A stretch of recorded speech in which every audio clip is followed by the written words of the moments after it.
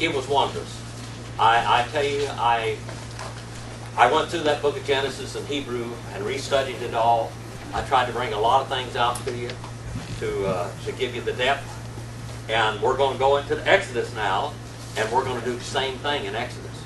We're going to look at some things. We're going to look at it deeply. Maybe you will learn something. Wally, did you learn something in Genesis? Well, yes. Sister Andino. You can't help but learn something. Yeah.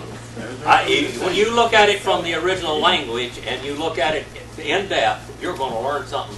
I know you'll learn something if you're young in the faith. But I want to teach the older ones too. I'm trying to teach the young ones and the older ones at the same time. And I'll tell you something, there was some fantastic stuff, especially in the prophecy in chapter 40, 47, 48, and 49. The prophecy, because it goes all the way through the history of mankind. Jacob's prophecy covered it all. And you get in there and you start studying those, and that's something you can just go back over that tape over and over and over again. And I hope that you can do the same thing to this tape today. We're running a little bit behind today, but we've had fun. Brother Wally, thank you for bringing those songs to us. And we do appreciate our youngster in here. He's our youngest member, and our oldest members also.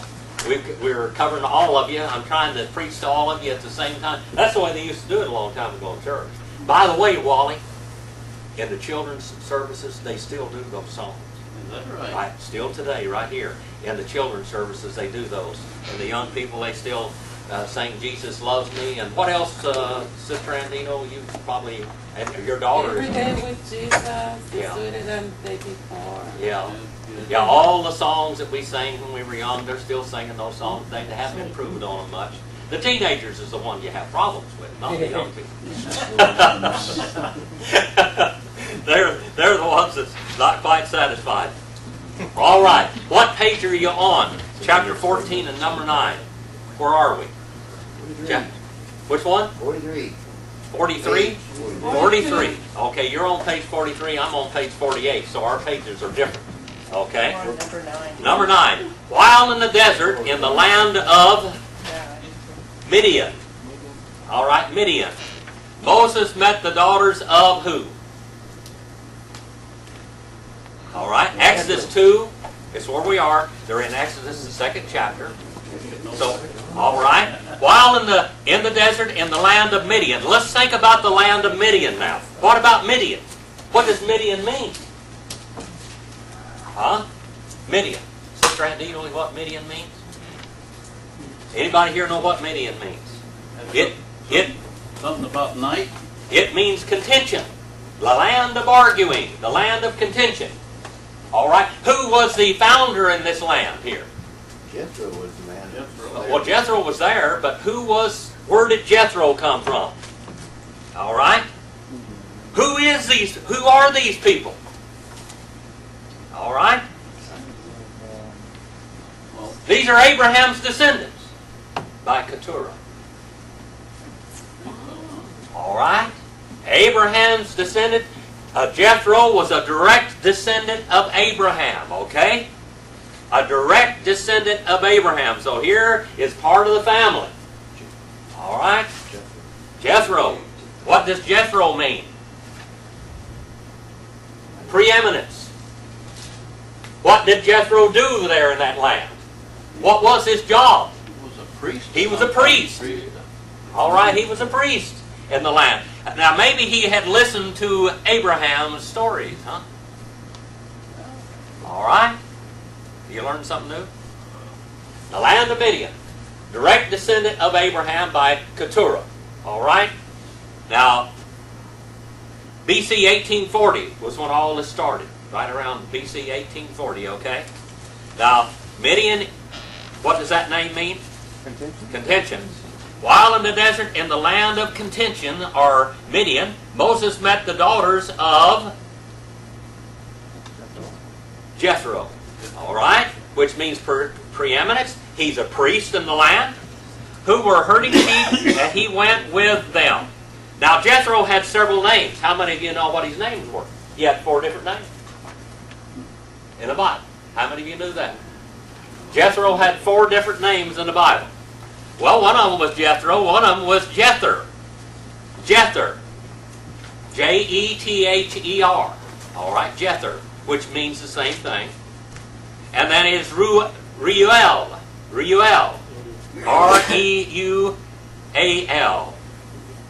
All right, or Rachel. Okay, or Rachel. God is El. And then it says, and he went with them, soon began herding sheep for Jethro, and later married one of the daughters. All right, what was the daughter's name? Now you have to remember these people had names like Indians. Huh? Zipporah. But what does Zipporah mean? What's her name? It just sounds like an Indian name. Little bird. Wobbler? Little bird. Wobbling. In Lakota. Little bird. What was her name? Zipporah. Zipporah. But Zipporah means a little bird. Okay?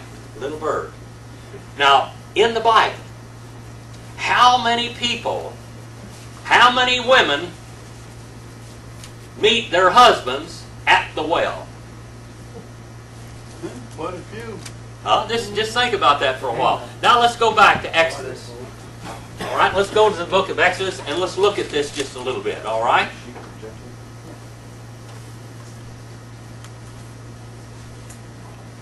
All right, now remember that the word Reuel, it means Jehovah is your friend. Or friend.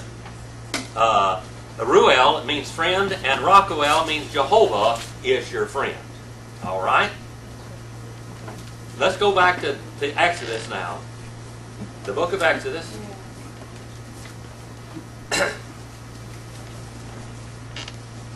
We need to look at some things here.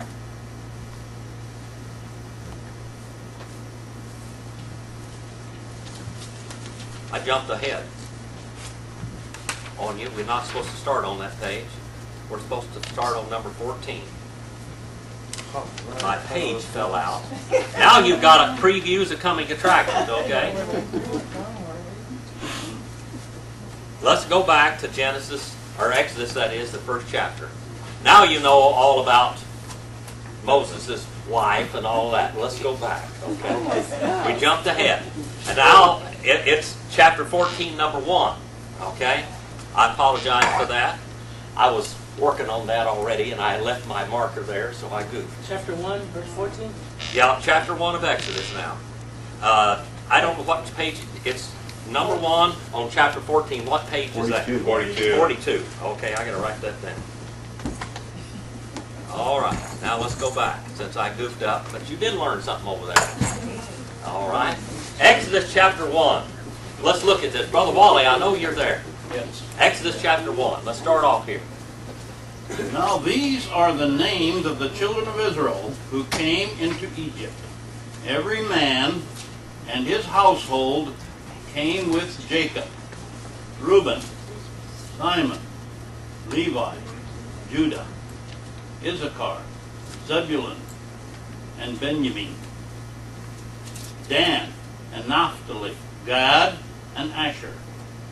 And all the souls that came out of the loins of Jacob were 70 souls, for Joseph was in Egypt already.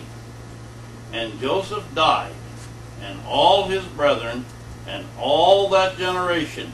And the children of Israel were fruitful, and increased abundantly, and multiplied, and became as exceedingly mighty, and the land was filled with them. All right. Now, that is fulfilling what? What was this? This fulfilled the promises. Here we have the very promises of God that it is so beautiful what happened here.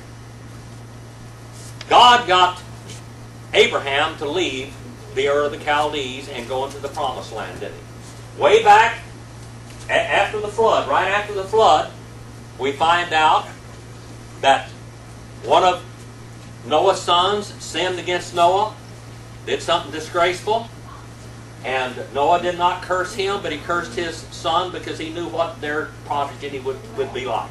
Okay? And they were the sons of Canaan. And these became known as the Canaanites. this curse was put upon them. By the way, a lot of the old southern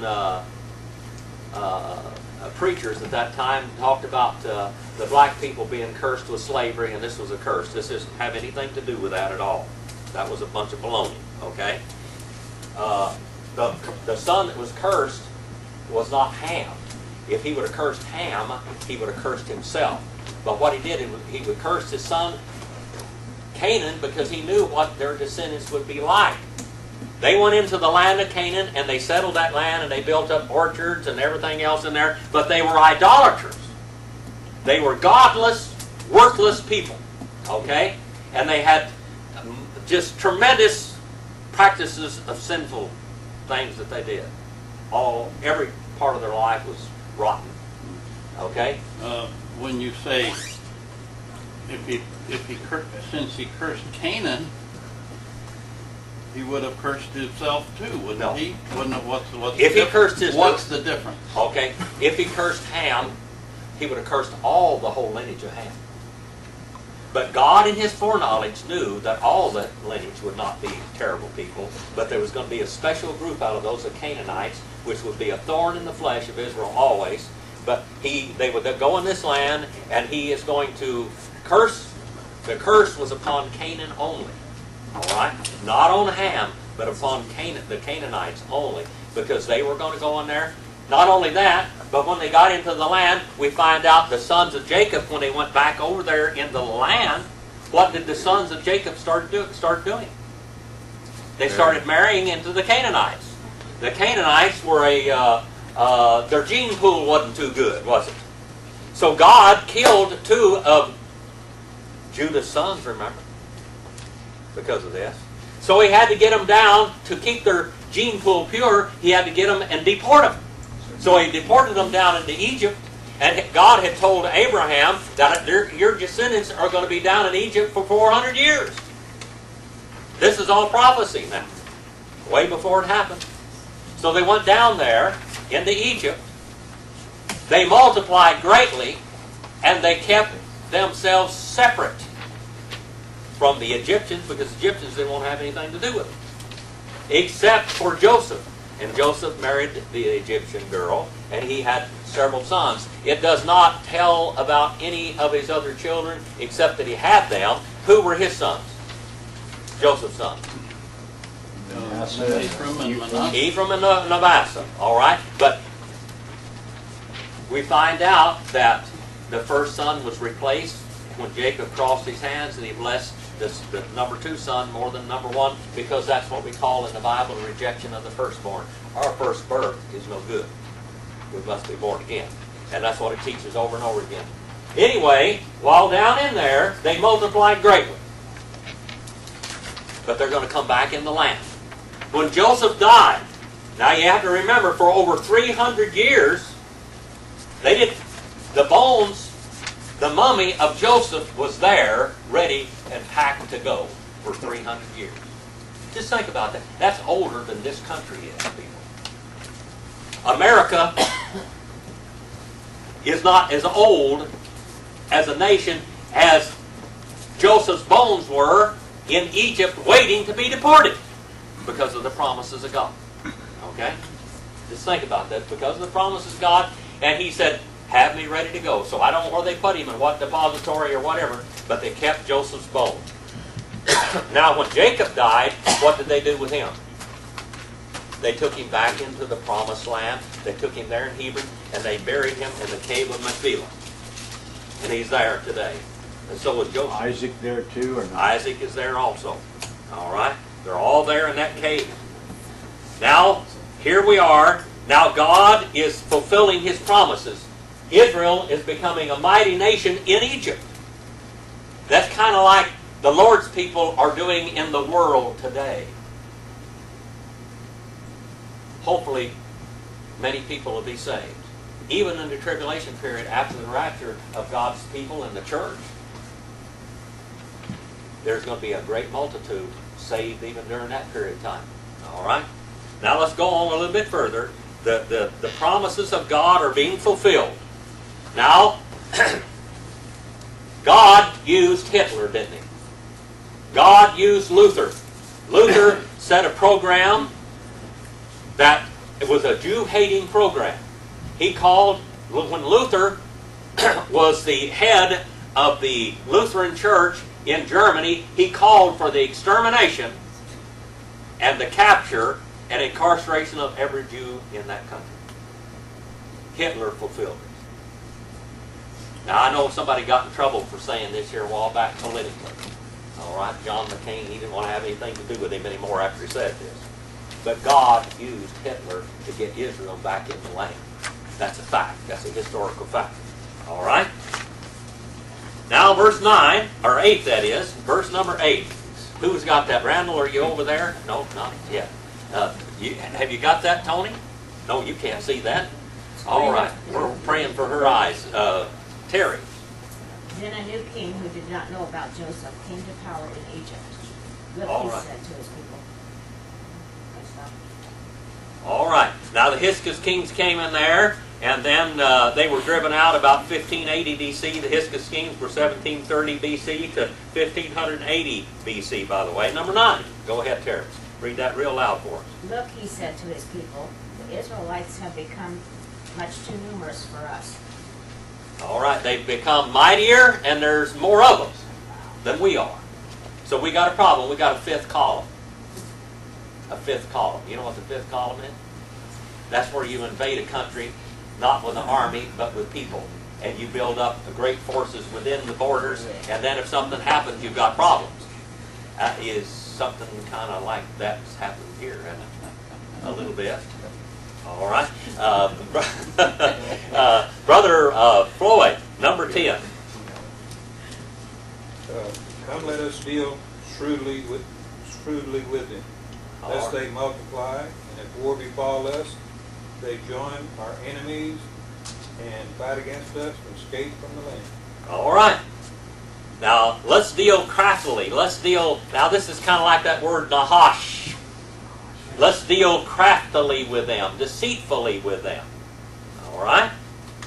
Lest they multiply, and in the event of war, they also join themselves to those who hate us and fight against us, and they depart from the land. We don't want to lose this labor force. All right? We don't want to lose this labor force. We got a great labor force here, free labor. Number 11. And God said before this that this was going to happen, didn't we? Are you there, Fernando? Yeah. Number 11. So they appointed taskmasters over them to afflict them with hard labor, and they built the Pharaoh storage cities. I don't know what that means. Python And Ramses. All right. So they built these great cities. Those cities of Ramses and Python are basically, they're still there today. You can go see where they were, and guess who built them? These slaves did. All right? History confirms the Bible. If you got the Book of Mormon, history is not going to confirm it. You're going to have problems. So with DNA too.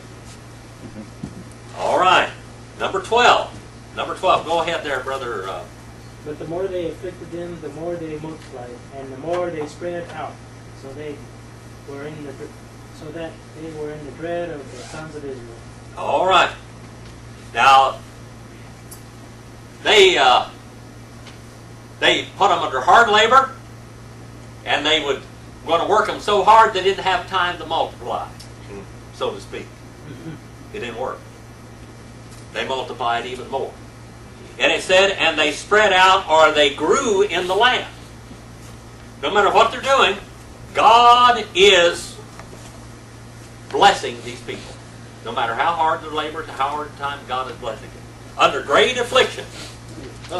In church history, the more God's churches were persecuted, the stronger and the more doctrinally sound they were.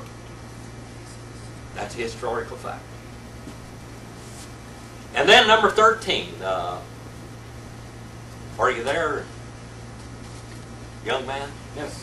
Oh, okay. And the Egyptians ruthlessly made the sons of Israel serve, and embittered their lives with harsh service in clay and bricks, and all manner of service in the field, and all their service, wherein they rigorously made them serve.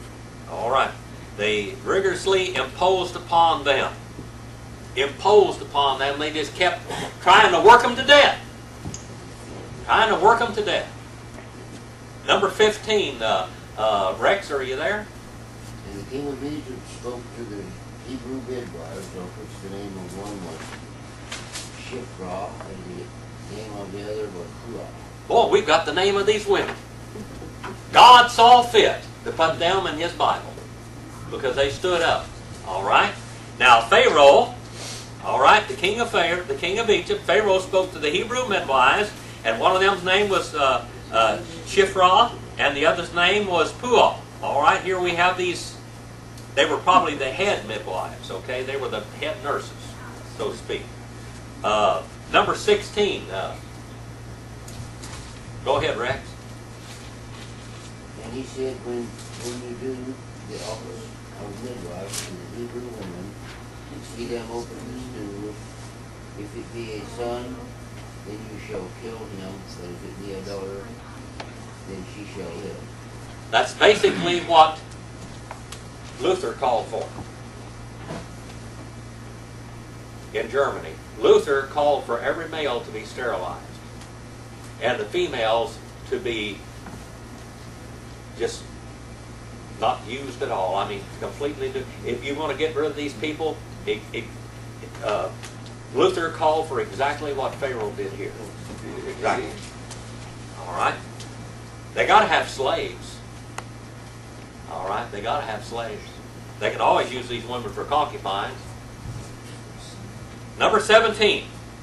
Number 17. This is good, Brother Wally. But the midwives feared God, and did not as the king of Egypt commanded them, but saved the male children alive. All right. You know, you're not going to overcome God, are you? You're not going to overcome his promises. I don't care how wicked a country is or whatever. God's going to get his way. He's going to have his eternal purpose. But these girls broke the law. These girls broke the law. They put their lives on the line. But they knew better. They knew that God was blessing these Hebrew people. What does the name Hebrew mean? What's that name mean? Huh? Anybody remember? Come on, I've told you before. From beyond the river. All right, that's what it means. The people from beyond the river, Tigris and Euphrates is what it's talking about. Because they came all the way over. Brother Jim, this is a type of abortion, huh? Yeah, well, not really more. They let them have the kids. They found out whether it's a male or a female, and that was the end of it. Kill them. What they actually would do is throw them in the river. They would be croc feed. All right? Crocodile feed. They were going to feed the crocodiles and the fish. All right? Feed the fish. So the king of Egypt called for the midwives and said to them, "Why have you done this thing and let the boys live?" Now let's look and see what verse 19 says there, Randall. The midwife said to Pharaoh, "Because the Hebrew women are not as the Egyptian women, for they are vigorous and give birth before the midwife can get to them." All right. Now they didn't need. No. How many of you have you been around cattle and horses and sheep? A little bit. Well, some, but not. All right. For 200 years, you know, when the Spanish came over here, they left a wild cow here. The Texas Longhorn. That was the Spanish Longhorn is what it actually was. They left these cattle here. They took over the range. They multiplied greatly. I'm going to tell you something. A Longhorn, you don't ever have to pull a calf. You don't ever have to help them calve. Well, the people, they bred that out of them. They brought in the Herefords. They brought in the Black Angus, the Red Angus. They brought in all of these. And guess what happens? Out on the open range, many Herefords die in birth. The calf dies and they die. So now, they said, well, out in the ranges, out in the rough ranges and the open ranges like this, you know what they're doing to make them able to calve?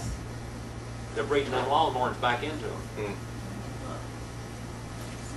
All right, they bring to that longhorn cattle. That's a wild cow. Man created Herefords. Man created Angus. But God created the longhorn. All right? And they take care of themselves. They will take care of themselves. And then God was blessing these Hebrew women because they gave birth like longhorns do. They didn't need anybody to pull the calf. All right? They could just have the calf. Have the child. They give birth before we get to them. They were afraid anyway. They weren't going to do it. Even the ones that they assisted, they didn't kill. Verse number 20. Verse number 20, Sister Andino. Therefore God dealt well with the midwives, and the people multiplied and grew very mighty. They were mighty. They had a great. They were strong, and they were many of them. They were strong, and there was a lot of them. Verse number 21, Brother Mike. And it came about because the midwives feared God that he established households for them.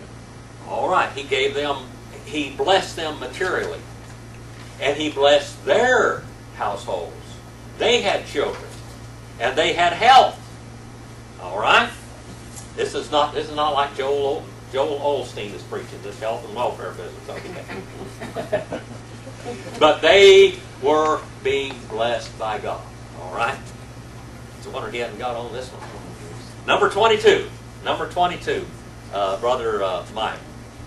And Pharaoh commanded all of his people, saying, every son who is born you are to cast into the Nile, and every daughter you are to keep alive.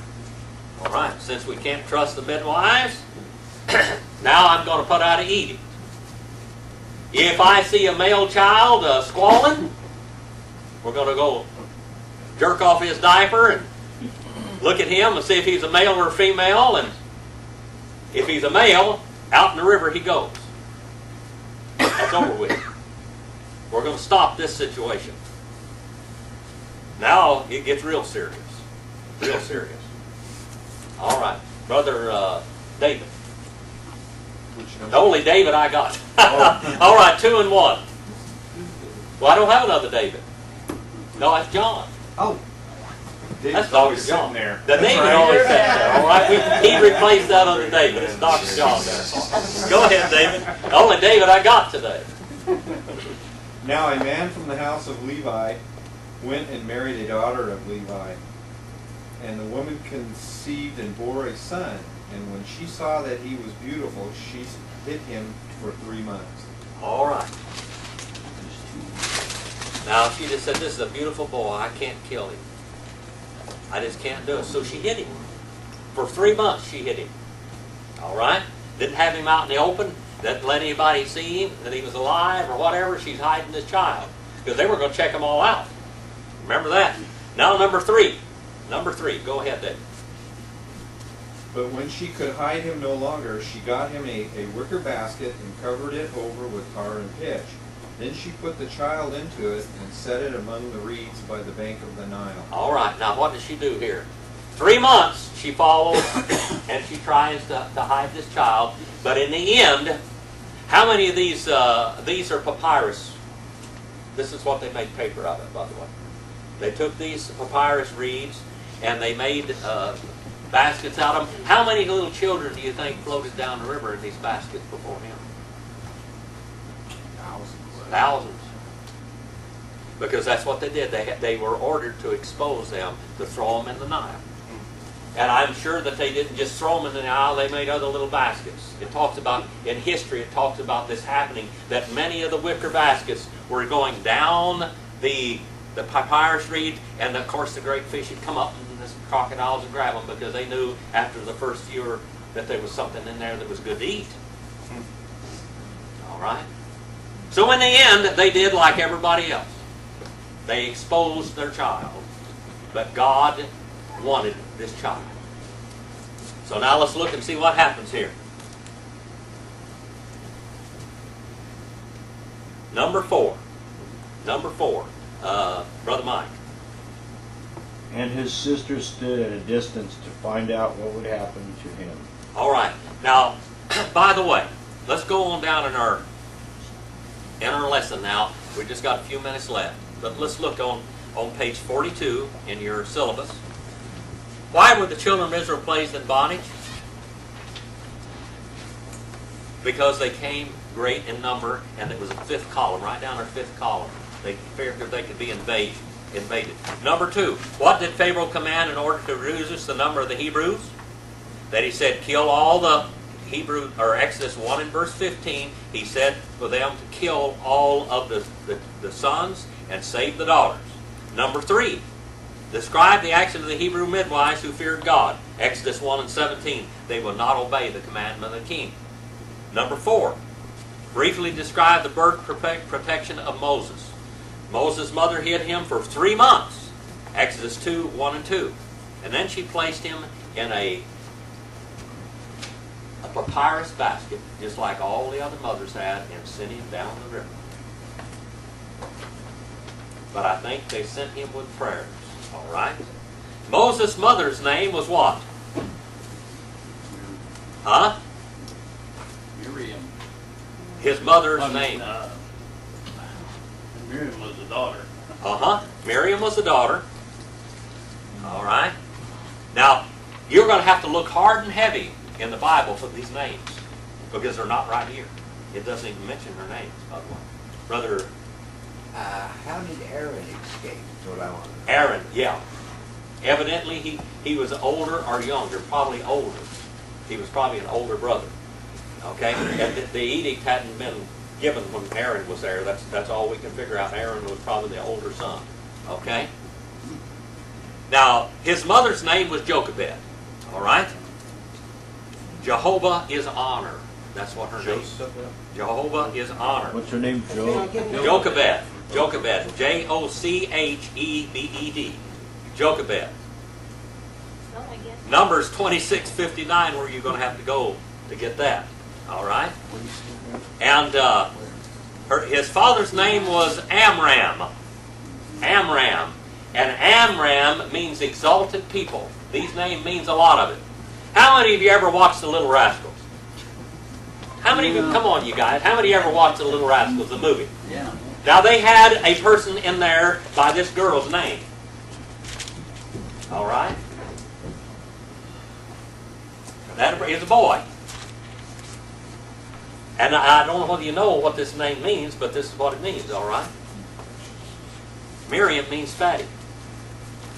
Fat girl.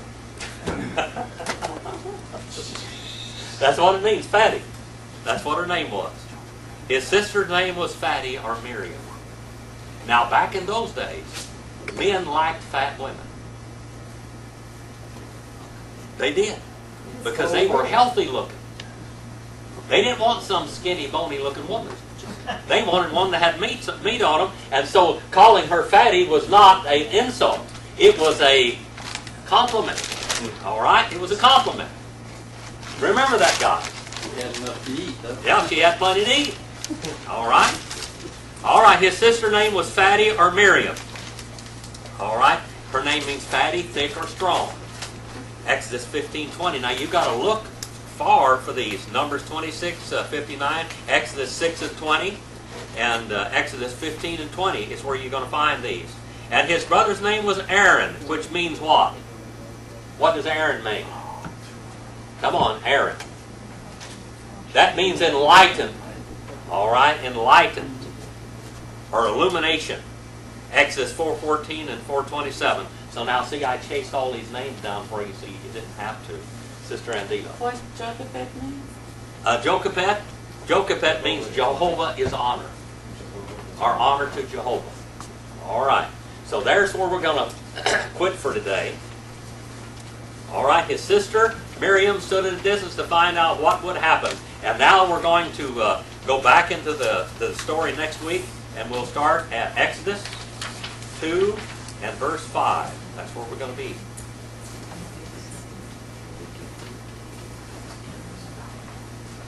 All right. Thank you for your attention today. I hope you learned something from it, even though I jumped far ahead to begin with. I apologize for that. But we got it done. Brother David. Oh, yeah. We should go home and watch the Ten Commandments. Y'all go back home and watch the Ten Commandments and then we'll correct it. We shall Because I'm going to tell you something, there's a lot of mistakes in there. They needed a scholar to go along with that one. Well, all of those Hollywood Bible stories are lacking.